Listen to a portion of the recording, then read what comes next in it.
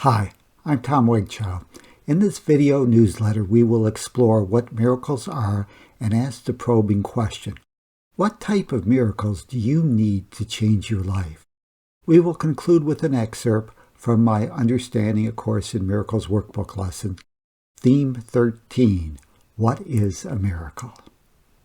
The dictionary defines the term miracle to be 1. An event or action that apparently contradicts known scientific laws and hence thought to be due to supernatural causes, especially to an act of God. 2. A remarkable event or thing. Yet, according to A Course in Miracles, it is a correction. What is the big difference? For ACIM purposes, a miracle is a change from misperception to right-mindedness. With this change in thinking, forgiveness is now seen as justified. The miracle actually changes nothing that is real, but merely reminds the mind that what it perceives is false and thus undoes erroneous thinking. The miracle changes your perception from fear-based thinking to a thought system that supports love and forgiveness. Fear arises any time you believe we lack the creative power to handle a given situation. Whenever we fail to answer either of these two questions correctly, fear will raise its ugly head. The first question is, what am I? The second question is, what do I value and why? Because of the fear element associated with miracles, the correction often deals with what we value and why. So here's the question: what do you value and why do you value it? If you began the ACIM workbook lessons at the start of the year, you might be working on Theme 13. What is a miracle? This theme covers workbook lessons 341 to 350. This excerpt below comes from the Understanding A Course in Miracles workbook lessons. Because it is comprehensive, many find it helpful when exploring their values. If you are doing or planning to do ACIM's workbook lessons, you can get a copy of your own of this book from Amazon. The rest of the video and transcript is that excerpt from my Understanding A Course in Miracles workbook lessons, Theme 13, What is a Miracle? It is about 14 minutes long. So when you have time, sit back and listen or read that passage, preferably before you answer that personal questions. This is Tom Wakechild, asking you to create a great day for yourself and your world. Oh, P.S. If you would like your own copy of the audio or transcript of the notes from the Understanding A Course in Miracles workbook lesson, Theme 13, What is a Miracle? Use the link found in the newsletter. Namaste.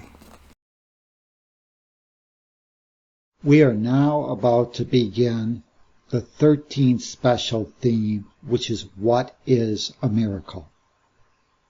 What is a Miracle covers A Course in Miracles workbook lessons 341 through 350. A miracle is a correction. It is a change from misperception to right-mindedness. With this change in thinking, forgiveness is now seen as justified. The miracle actually changes nothing that is real, but merely reminds the mind that what it perceives is false and thus undoes erroneous thinking. Because of the miracle, our egoic thinking now gives way to the truth. A miracle does not go beyond correcting misperception and remains within the realm of time. Although the miracle's purpose is to restore your mind to right-mindedness through forgiveness, it stays within time's limits. The miracle does not attempt to restore your mind to knowledge, but it does pave the way to the return to knowledge and timelessness. Forgiveness is the home of miracles. Christ's vision corrects our ego's misperceptions so that you can view your world through the eyes of mercy, forgiveness, and love. Forgiveness offers the entire world the miracle of love. No one is excluded from its reach.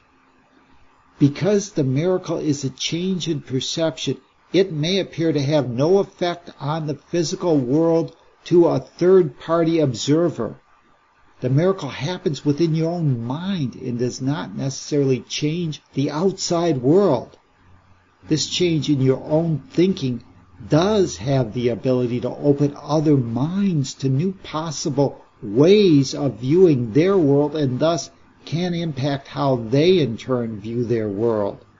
Because minds are connected, a miracle that is given to one is given to all.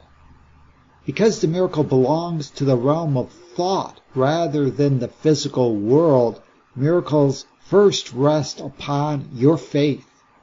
This is because initially the split mind cannot see and understand how the miracle works. Yet due to the miracle's results, which is the restoration of your inner peace, you realize that your faith in miracles has not been misplaced. When you experience the miracle's beneficial effects on your state of being, it becomes apparent that your faith in miracles has been properly placed. Miracles rest upon truth and reality, not hope and fantasy. The miracle shows that we are the source of our experiences and that nothing can rob us of our own inner peace unless we choose to allow it. The miracle acknowledges our immortality and unlimited nature as spirit or mind. The miracle happens within your own mind and cannot be forced upon another. You can hold the truth for another, but you cannot force them to accept the truth. If you could force them to change their mind, this would mean that their mind was subservient to an outside power, in this case your mind, which was beyond their control. Such a belief is disempowering and would only increase fear in both parties involved. If you can force another to accept something against their will, it implies that you too can be manipulated by similar outside forces. A miracle allows and does not judge or condemn another for their decision to be or imagine anything they wish to experience. The miracle replaces judgment with forgiveness and offers allowance instead of condemnation. The miracle changes your perception from fear-based thinking to the thought system that supports love and forgiveness. Fear arises any time we believe that we lack the creative power to handle a given situation. Whenever we fail to answer either of the following two questions correctly, fear will raise its ugly head. The first question is, what am I? The second question is, what do I value and why? The miracle temporarily corrects our ego's mistaken answers to either of these two questions. The Holy Spirit uses the miracle to reframe your misperception and move your mind out of its current fear-based thinking. Since the next special theme will deal with the question of what am I, we will discuss the second question, which is what do I value and why? The miracle corrects our ego's answer to what you value and why. Typically, what you value is not the critical issue. The problem normally revolves around why you value the item in question. Obviously, if you perceive that you are a limited ego body with needs, you will value something because you believe that obtaining that item will make or improve your safety, survival, or happiness. When you believe you have needs, even when you possess the item in question, you will still be in fear since that item could be consumed, lost, or stolen. As long as an item is perceived to be something outside of your mind, it is not part of your beingness and will not be perceived to be under the total control of your mind's creative powers. Although this idea of what you value is typically associated with things, it also applies to non-things like verbs or character traits. For example, you can value the attribute of peace because your ego believes that peace can make you happy, or you can value peace because that is what you are. When you value an attribute like peace because it is part of you, time and space become a play school that allows you to be or demonstrate that attribute in specific form. You get to be the thing that you are. Being what you are does not engender fear because it is the fulfillment of your function and purpose. Only when you are being what you are can you truly be happy, for only what you are is real. Fantasies that claim you are something you are not only disappoint, since they do not exist and can never be real. We could substitute the attribute of peace with love, forgiveness, or any other item in the critical question of why you value something, and the answer would always revolve around the same thing. Do you value the attribute because you believe it has some magical force outside of your mind that you need to make you happy or safe? Or do you believe that your mind is the source of that attribute and that the experience allows you to demonstrate what you are and thus fulfill your function and purpose? Why do you value a particular relationship? Is it because you understand that each is perfect, whole, and complete, and therefore it gives you just another opportunity to be and demonstrate love in form? Or do you perceive lack, limitation, and separation, and therefore seek a special relationship to make you happy or feel more complete? On earth, we have come here to demonstrate and to be the attribute of love we call forgiveness. In heaven, forgiveness, like miracles, has no meaning, for there is nothing that warrants forgiveness.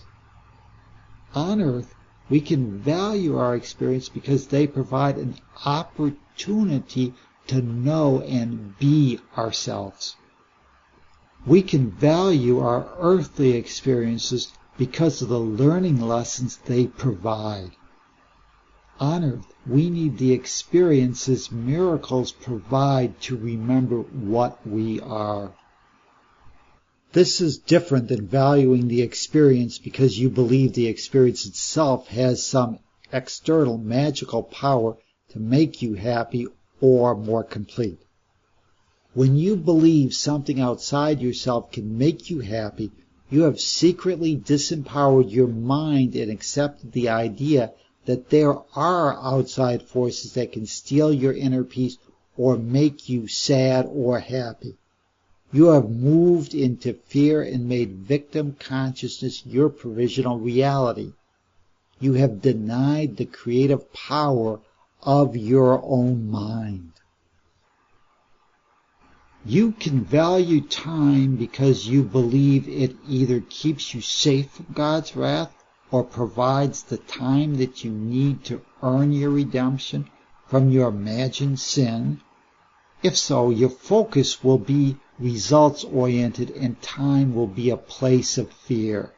Or you can value the opportunity time provides because it allows you to demonstrate and be what you really are through specific experiences in the illusion of separation. If so, your focus will be on the process of being what you are, and time will be a place of fulfillment, not fear. Or you can value time because it provides a feedback mechanism that allows you to learn what you currently are and make mid-course corrections as you hone your skills for becoming love-informed. If so, your focus will be on the process of rediscovering your true big S self or Christ nature, and time will be a fun and exciting place of learning. We have all come here for the learning experiences that the world of perception provides. Time and space is a means to awaken and not an end.